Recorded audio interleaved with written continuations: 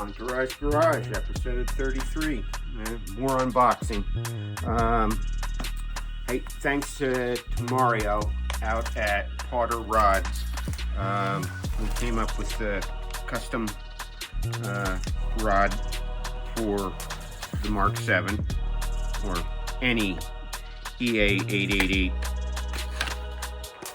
block engine, but these are a work of art. Now,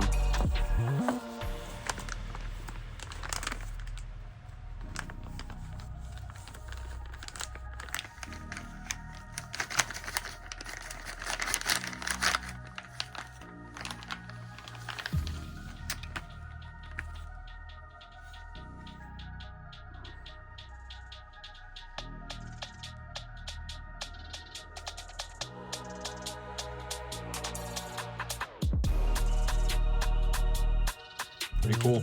yep. You know, like I said, the guys, Mario, mainly out at Pauter, helped us size this out. And for the pin, like I said, they're not quite stock. You know, and I'm gonna leave it at that.